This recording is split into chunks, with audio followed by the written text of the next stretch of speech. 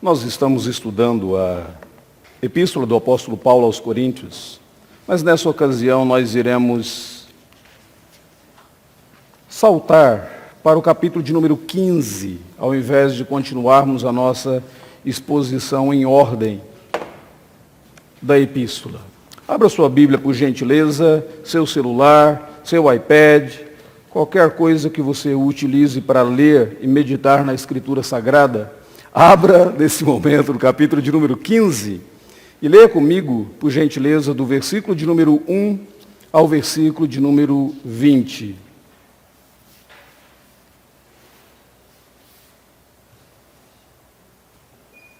A propósito, nós tínhamos mais uma pessoa para ser recebida esta manhã, mas ela pediu para deixar para outra ocasião, ela quer ser recebida juntamente com o filho dela. Então nós estamos aguardando, tá bom?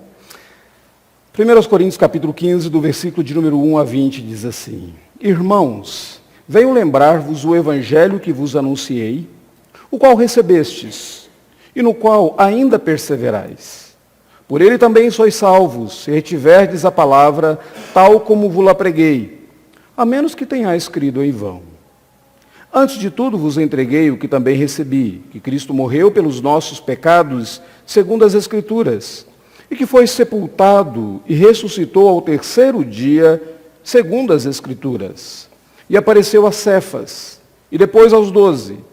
Depois foi visto por mais de 500 irmãos, de uma só vez, dos quais a maioria sobrevive até agora. Porém, alguns já dormem. Depois foi visto por Tiago, mais tarde por todos os apóstolos.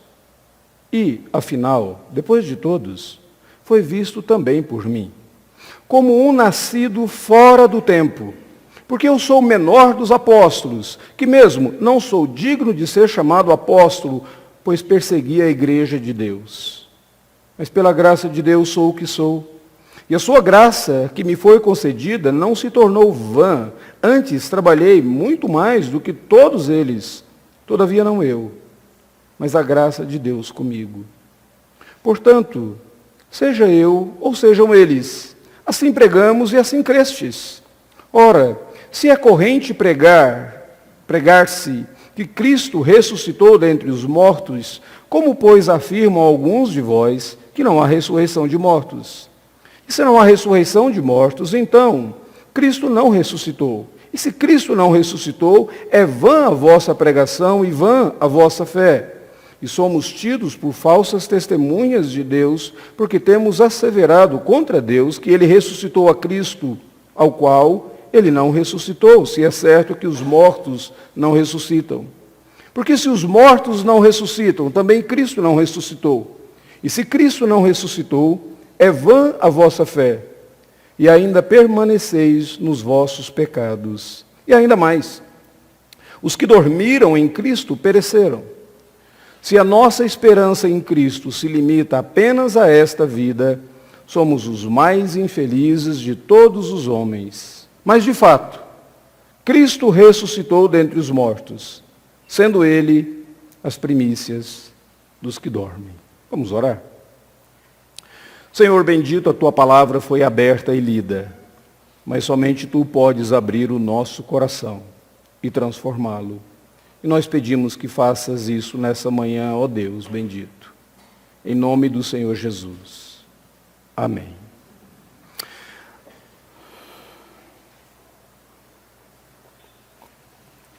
A ressurreição do Senhor Jesus Cristo se encontra no cerne de toda a fé cristã. O apóstolo Paulo diz, no versículo de número 14 desse texto, que se Cristo não ressuscitou, é vã a nossa pregação e é vã a nossa fé. Então a ressurreição faz parte desse cerne. Essa talvez seja a razão pela qual o Novo Testamento dê tamanha ênfase à ressurreição do Senhor Jesus. Os 4 evangelistas, nos 4 evangelhos, relatam o episódio da ressurreição.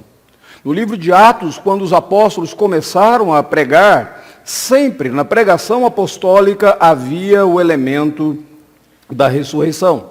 Você vê isso em Pedro pregando no Pentecostes, você vê isso quando Pedro estava pregando diante do Sinédrio, você observa quando ele estava pregando na casa de Cornélio, e mais tarde o próprio apóstolo Paulo, lá no Areópago, em Atenas, diante dos filósofos daquela época, ele pregou e ele apontou para a ressurreição. Toda adoração cristã que você encontra no Novo Testamento, toda a evidência de adoração cristã no Novo Testamento, orações, louvores, pregação da palavra de Deus, de alguma maneira está conectada com a ressurreição do Senhor Jesus Cristo. A própria evangelização do povo de Deus e a esperança do povo de Deus no retorno de Cristo Jesus, tudo está fundamentado na ressurreição do Senhor Jesus. Talvez nós não tenhamos um texto das passagens bíblicas, no Novo Testamento, que deixa mais claro para mim e para você qual é a importância, ou qual foi a importância da ressurreição do Senhor Jesus, como esse texto que nós acabamos de ler, 1 Coríntios, capítulo de número 15. Se você se perguntar por que o apóstolo Paulo escreveu aqui, por que ele não colocou esse texto lá em Romanos, em Filipenses, Colossenses e assim por diante, mas por que ele colocou justamente nessa carta para os Coríntios, você encontra a explicação no versículo de número 12. Versículo de número 12 diz que algumas pessoas naquela igreja estavam dizendo que a ressurreição dos mortos não acontecia. Eles não estavam contestando em si a ressurreição de Jesus. Eles simplesmente estavam dizendo que você não deveria esperar a ressurreição dos mortos, talvez acreditando que a pessoa morreria e logo, imediatamente, ela teria a vida eterna. Ela não experimentaria uma ressurreição. Paulo, então, escreve dizendo, olha, se é corrente pregar-se entre vocês, se vocês estão dizendo o tempo todo que não existe ressurreição dos mortos, como afirmam alguns dentre vós, então, Cristo não ressuscitou. E se Jesus não ressuscitou, observem as consequências disso. Na verdade, a tese do apóstolo Paulo, em todo esse capítulo, é que a ressurreição de Jesus Cristo aconteceu, e se ela não aconteceu, todo o cristianismo é uma farsa. E toda a fé cristã não tem valor algum. Paulo coloca o argumento dele da seguinte maneira. Primeiro, dê uma olhada no versículo de número 1 e 2. Ele é até mesmo irônico aqui no verso de número 1 e 2, quando ele diz assim, eu venho lembrar vocês. A palavra que ele utiliza aqui não é bem lembrar, mas a palavra que ele utiliza aqui é, eu venho trazer ao conhecimento de vocês. A palavra que aparece é gnosis, que era uma palavra preferida dos coríntios. Em toda a carta aos coríntios, eles estão sempre voltados para essa palavra, porque eles acham que eles conhecem muito. No capítulo 8, o apóstolo Paulo vai dizer, o saber ensoberbece, o amor edifica. Se você conhece muito e você não torna esse seu conhecimento alguma coisa prática, benéfica para a sua própria vida e para a vida de outras pessoas, você só está se tornando orgulhoso.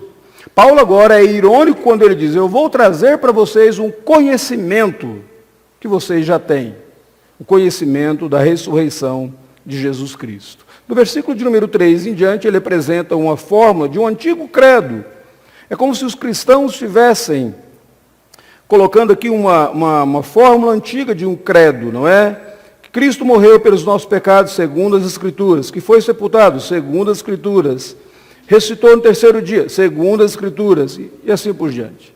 Depois ele dá uma lista de pessoas que viram o Cristo ressuscitado e, por fim, ele fala quais são as implicações do indivíduo negar a ressurreição de Cristo. Por que o apóstolo Paulo daria tamanha importância assim, falando sobre a ressurreição? Se isso já havia sido escrito lá nos evangelhos. É que a ressurreição de Jesus Cristo, a natureza dela foi totalmente diferente de qualquer outra ressurreição que você já leu sobre na Bíblia Sagrada. Por exemplo, lá no Antigo Testamento, você lê sobre a ressurreição do filho da Sunamita, quando o profeta Eliseu ressuscitou o filho da Sunamita. Lá no Novo Testamento, você lê sobre o Senhor Jesus Cristo ressuscitando a filha de Jairo, que tinha 12 anos apenas e morreu, mas Jesus a ressuscitou. E ele disse, Talita cumi, menina, levanta. E ela ressuscitou. Lá no Evangelho de João, você lê também que Jesus ressuscitou Lázaro. Mas entenda, a ressurreição de Jesus foi totalmente diferente daquelas outras ressurreições. Aquelas ressurreições foram simplesmente voltar dos mortos. E provavelmente aquelas pessoas que foram ressuscitadas morreram de novo. Nós não temos entre nós o filho da sunamita. Nós não temos entre nós Jairo. Aliás, a filha de Jairo. Nós não temos entre nós Lázaro. A ressurreição de Jesus foi uma ressurreição para a vida eterna. Além do mais, a ressurreição de Jesus foi uma ressurreição que o versículo de número 20 diz que foi primícia dos que dormem. Assim como Jesus teve corpo e espírito, e assim como o corpo de Jesus, em um determinado momento as pessoas não reconheciam, assim como o corpo de Jesus, em algumas ocasiões, atravessava paredes, porque diz que os apóstolos estavam reunidos no cenáculo e Jesus se pôs entre eles. Assim, semelhante a isso, será o corpo dos crentes que ressuscitarem. A ressurreição de Jesus não foi apenas um retorno da morte, a ressurreição de Jesus foi a conquista da morte. Ele não morreria mais, ele não experimentaria mais a morte, e todos aqueles que forem ressuscitados em Cristo Jesus serão como ele. Agora, o que o apóstolo Paulo diz aqui nesse texto? Qual que é o argumento do apóstolo Paulo para ele falar sobre a importância da ressurreição? Quero que você observe comigo pelo menos 4 coisas, bem rapidamente, mas mostrando essa importância da ressurreição. Do versículo de número 1 até o versículo de número 4, ele deixa claro que sem a morte e sem a ressurreição do Senhor Jesus, não existe evangelho. A palavra evangelho, ela é muito importante para nós. Nós somos chamados os evangélicos. Isso significa o povo que carrega o evangelho, ou o povo que é levado, conduzido, sustentado pelo evangelho. Mas, sem a morte, sem a ressurreição do Senhor Jesus Cristo, não haveria evangelho. A palavra evangelho significa boas notícias. Boas novas. Quais seriam as boas novas que existiriam se Jesus não tivesse morrido, se Jesus não tivesse ressuscitado? No cerne da fé cristã. É por isso que o apóstolo Paulo diz assim, eu venho a lembrar-vos o evangelho que eu vos anunciei. E no versículo de número 3, ele diz, antes de tudo, ele está falando, eu estou colocando para vocês aquilo que é o mais importante, o cerne de todas as coisas. Ele não está ignorando que a Bíblia Sagrada fala de outros eventos, além da morte, da ressurreição de Cristo. Ela fala do nascimento dele, ela fala do ministério dele, ela fala do sermão do monte, ela fala dos milagres que ele realizou. Mas ele está dizendo, o mais importante de tudo é a morte e a ressurreição do Senhor Jesus. Por quê? Porque a morte de Cristo, versículo de número 3, foi pelos nossos pecados. Ele morreu em substituição a mim e a você. Ele morreu para que eu e você não precisássemos morrer.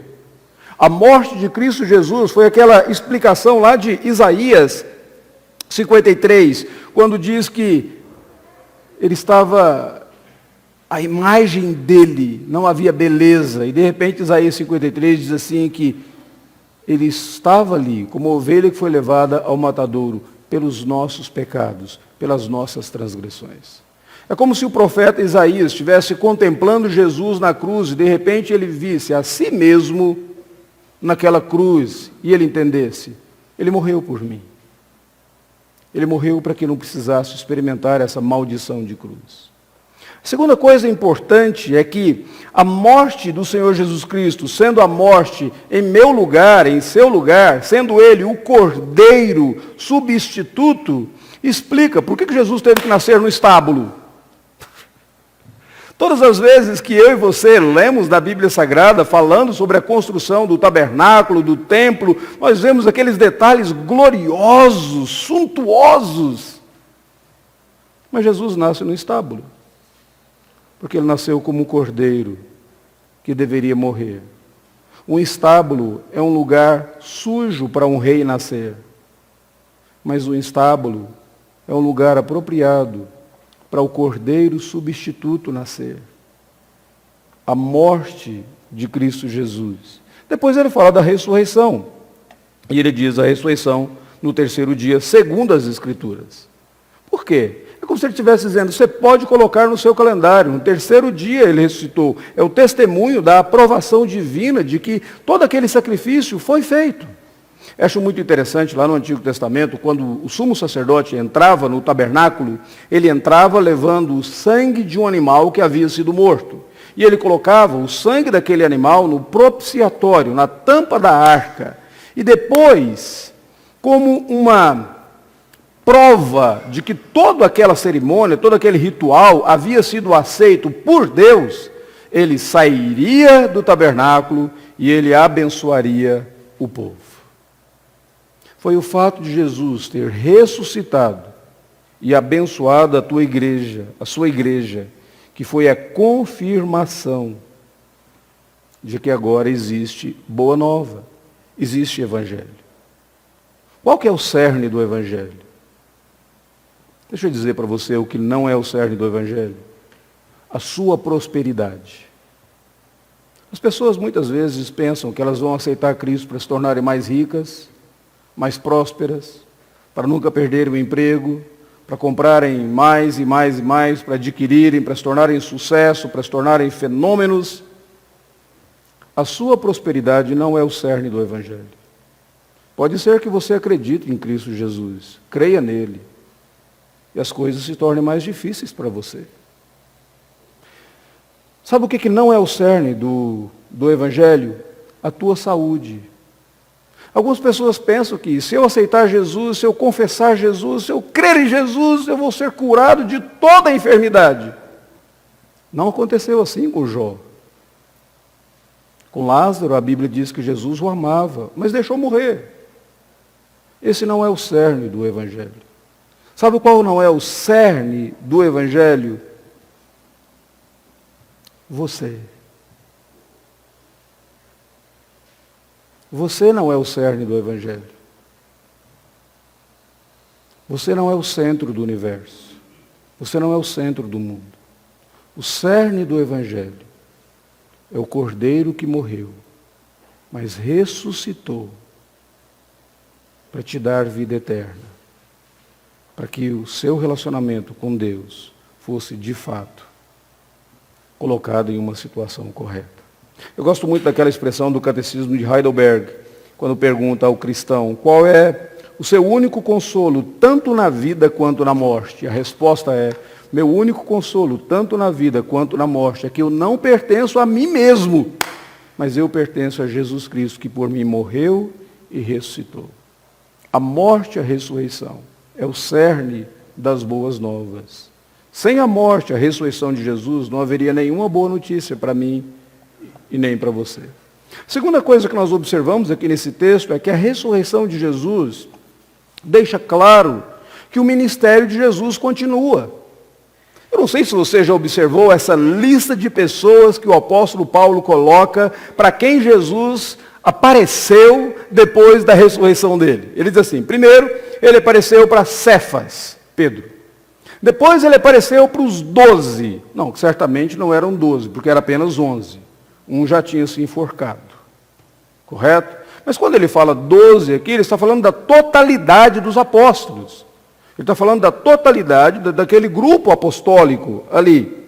Então ele apareceu para eles. Versículo de número 6 diz que ele apareceu para mais de 500 irmãos, dos quais, até aquele momento, Paulo está dizendo, versículo de número 6, alguns ainda estavam vivos. Era como se Paulo quisesse dizer o seguinte, olha, se vocês quiserem, perguntem para eles. A teoria da alucinação coletiva, ela só vai surgir mais tarde com Jung, depois de Freud.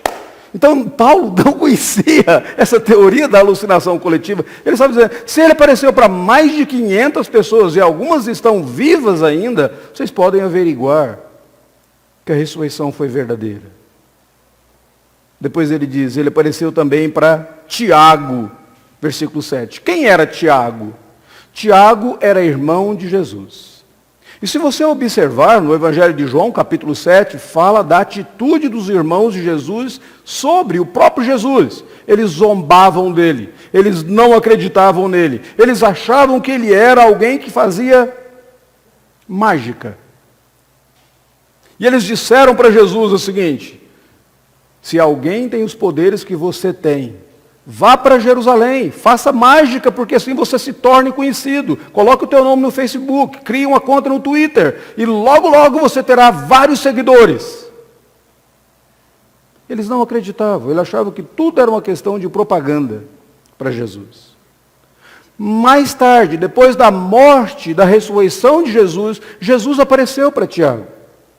Mas ele diz que não apenas para Tiago, mas ele apareceu também para Paulo. Eu acho muito interessante o fato de Paulo colocar nessa lista o nome de duas pessoas que não acreditavam em Jesus antes da ressurreição dele. É como se Paulo estivesse dizendo, não pense que eu estou falando apenas do grupinho de cristãos, apenas daqueles que criam em Jesus. Eu estou falando até daqueles que não acreditavam nele, daqueles que não tinham fé nele, mas a vida deles foi transformada, a vida deles foi totalmente mudada. Por que Paulo coloca essa lista aqui?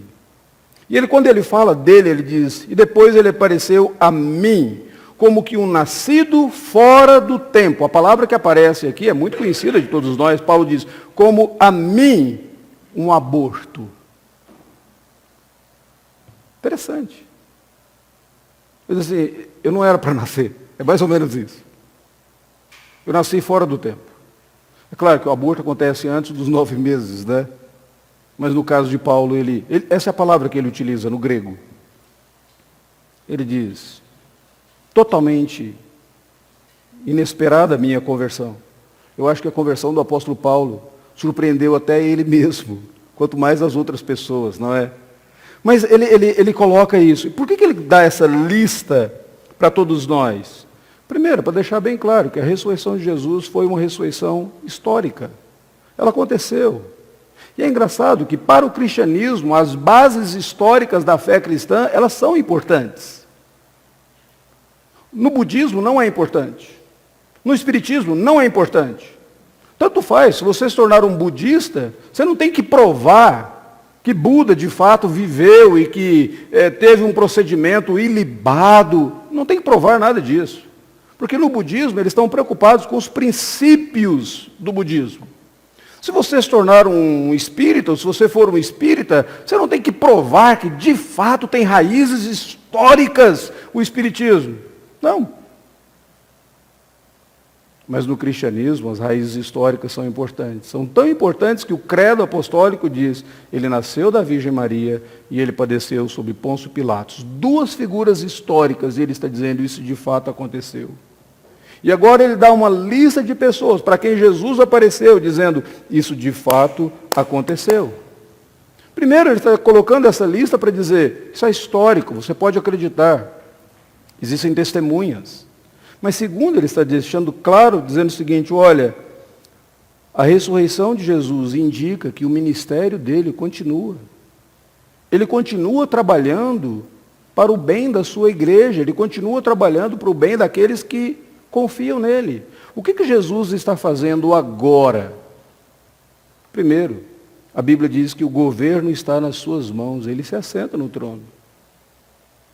Ele reina. Segundo, a Bíblia diz que ele intercede por aqueles que se aproximam dele. Você já imaginou isso? A cada momento ele está intercedendo por você.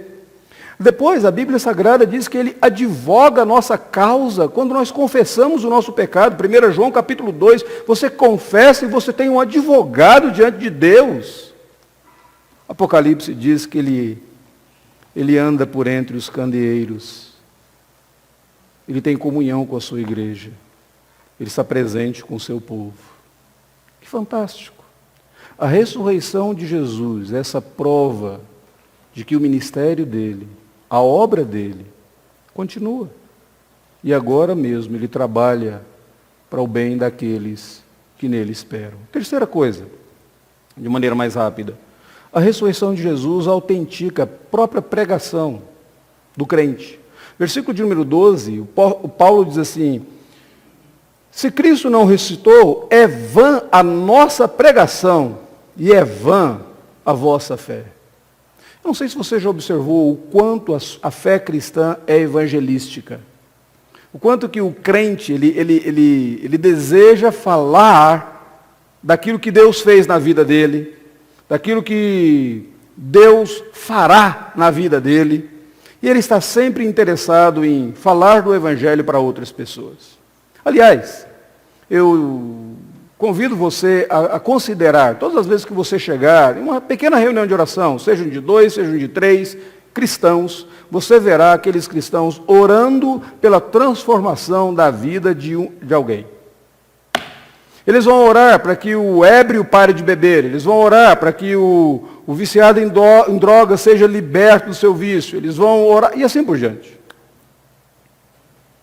Eles estão sempre interessados na transformação da vida dos outros. Você nunca vai encontrar numa reunião de crentes, os crentes fazendo mandinga para que o casamento acabe, os crentes fazendo mandinga para que o outro piore, para que o outro... Vocês nunca vão encontrar isso. Vocês sempre vão encontrar na fé cristã, no cerne da fé cristã, esse desejo para que as pessoas sejam alcançadas pelo poder transformador da graça de Deus. O cerne da fé cristã é a proclamação que Cristo está vivo. E esse Cristo vivo, ele triunfou da morte. É a garantia da salvação. Ele nos dá a promessa da vida eterna e a realidade do seu retorno. É porque Jesus está vivo que o crente é motivado a pregar e levar essa boa novidade para outras pessoas. Geralmente nós gostamos de compartilhar as coisas agradáveis que nós recebemos. Geralmente nós fazemos isso. E não existe nada mais agradável do que a salvação em Cristo Jesus. Se Cristo está vivo, eu e você podemos pregar o Evangelho para as pessoas ao redor. Em último lugar, a ressurreição de Cristo é garantia de que os nossos pecados foram pagos. Verso de número 16. Porque se os mortos não ressuscitam, também Cristo não ressuscitou. Se Cristo não ressuscitou, é vã a vossa fé e ainda permaneceis nos vossos pecados. E os que dormiram, pereceram.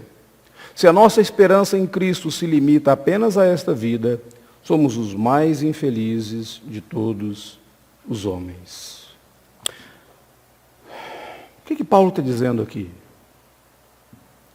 Ele está dizendo que porque Jesus ressuscitou, aquela morte de Cristo Jesus foi aceita por Deus e os seus pecados podem ser perdoados. A sua vida, o seu presente, não precisa ser determinado pelo seu passado. Não me importa se no seu passado você pecou, você transgrediu, você mentiu, você subornou. Não me importa. Existe perdão até para o assassino. Porque todos nós, de alguma maneira, assassinamos o Filho de Deus naquela cruz do Calvário. Existe perdão para o adúltero. Existe perdão para qualquer pecado. O seu passado não precisa determinar o seu presente. Porque o seu passado pode ser perdoado pelo sangue de Cristo Jesus, porque Jesus ressuscitou. Mas o seu futuro, é uma coisa interessante, o seu presente agora, não invalida o futuro glorioso que Deus tem para te dar. Talvez nesse exato momento você esteja passando por dificuldades, sofrimentos, angústias, mas nada disso invalida a vida gloriosa que Deus tem para você. Por quê? Porque os seus pecados podem ser perdoados. Versículo de número 16 deixa isso claro. Além do mais, porque Jesus ressuscitou, você não precisa mais permanecer no pecado. Uma dificuldade que muitos cristãos têm, tantas vezes, é que eles vivem uma vida de pecado e quando você fala com eles sobre o pecado deles, eles dizem, eu não consigo, eu não dou conta, eu não consigo parar de fazer isso, eu não consigo parar de mentir, eu não consigo parar de responder dessa maneira negativa, amargurada, eu não consigo parar de me envolver com imoralidades, eu não consigo parar de dominar a ganância aqui dentro do meu coração. Mas você pode. O que você não precisa é permanecer no pecado. Porque a ressurreição de Jesus Cristo quebrou o poder do pecado sobre a tua vida. Se Jesus não tivesse ressuscitado, você permaneceria no seu pecado, é o que o versículo de número 17 diz. Mas porque Jesus ressuscitou, você pode dizer não para o pecado. A morte não precisa mais ser temida por você. Você não precisa mais ter medo da morte. Versículo de número 18, ele diz, os que dormiram em Cristo, se Jesus não ressuscitou, eles pereceram. Mas se ele ressuscitou, eles não pereceram. A morte não foi o fim para eles. Eu não sei quanto a você, mas se eu posso me lembrar de alguma coisa do meu passado que foi extremamente significativa para mim, era o medo de morrer. E é interessante, porque a Bíblia Sagrada diz que o cego não sabe para onde vai. E quando eu e você ainda estamos cegos, sem a luz de Cristo a nos iluminar, nós não sabemos para onde nós vamos depois da morte. Mas se Cristo ressuscitou e você crê em Cristo Jesus, a morte não precisa mais ser o terror para a sua vida. E, em último lugar, a sua vida agora possui significado, porque o versículo de número 19 diz assim, se a nossa esperança em Cristo se limita apenas a essa vida, somos os mais infelizes. Mas porque Ele ressuscitou? Não, ela não. Ela não se limita apenas às coisas dessa vida. O que isso tem a ver comigo e contigo nessa manhã? Quando nós proclamamos a ressurreição do Senhor Jesus, quando nós meditamos em um texto como esse, o que isso tem a ver com a nossa vida? Algumas perguntas que eu faço para você nesta manhã. Em primeiro lugar, por que buscar entre os mortos ao que vive? Essa foi a pergunta que o anjo fez para as mulheres quando elas foram ao túmulo de Jesus. Por que buscar entre os mortos ao que vive? Há muito cristão, há muito crente que está vivendo uma vida como se fosse totalmente derrotado, sem contentamento, sem alegria, murmurando, olhando sempre para baixo, nunca para cima. Como se Cristo não tivesse ressuscitado. Como se a morte tivesse sido o ponto final. E agora, eles vivem mais sob a sombra da morte do que sob a luz da ressurreição. Do Cristo vivo, que prometeu fazer novas todas as coisas. Por que buscar entre os mortos ao que vive? Porque tantas vezes você não consegue ter alegria no perdão que Deus te concedeu. Você sempre volta para o seu passado. Ah, o meu passado, você não sabe como eu sofri, você não sabe o que aconteceu comigo, você não sabe a dor que teve comigo. Eu não diminuo a tua dor e nem gostaria de fazê-lo, a Escritura Sagrada não me autoriza a fazê-lo. O salmista diz que sobre os nossos ombros passaram um dorso, ele diz que é como se o que as pessoas fizeram com ele, abriram uma ferida tão profunda. Mas ele diz, graças ao Senhor que nos livrou do jugo do perverso. O passado é para você aprender com ele, não é para você morar lá, habitar lá. Se você fica apenas voltando para o passado, você não se alegra no perdão que Deus concedeu para você mesmo em relação ao teu passado. Por que buscar entre os mortos ao que vive? Em segundo lugar, por que se relacionar com as outras pessoas como se Cristo ainda estivesse morto? Sabe, quando você se relaciona com as outras pessoas agindo com a descrença de que Deus pode transformar a vida delas, Lembra daquele ditado popular brasileiro que diz: pau que nasce torto sempre morre torto? Então, quando a pessoa vê um outro que viveu no pecado, teve uma vida devassa, ele diz: esse nunca será transformado. Você nunca leu sobre a vida de Paulo? Você nunca leu sobre a vida de Manassés? Aquele que sacrificou o próprio filho a demônios, mas ele foi transformado? Você nunca leu a Escritura nesse aspecto? Se você não consegue caminhar na perspectiva de que vidas podem ser transformadas, pessoas podem mudar, você ainda está se relacionando com os outros como se Cristo tivesse morto. Por que tantas vezes você age com uma incapacidade de perdoar as outras pessoas ao seu redor? Não, eu esqueço, mas eu não perdoo. Perdão pertence a Deus, a minha vingança, né? Mais ou menos assim. Ah, querido, se você sempre caminha nessa perspectiva da vingança, você está se relacionando com as pessoas como se Cristo não estivesse vivo. O Cristo vivo mudou a vida de Tiago, mudou a vida de Paulo, transformou a vida daquelas pessoas. Por que tantas vezes você é tão preguiçoso em pregar o Evangelho?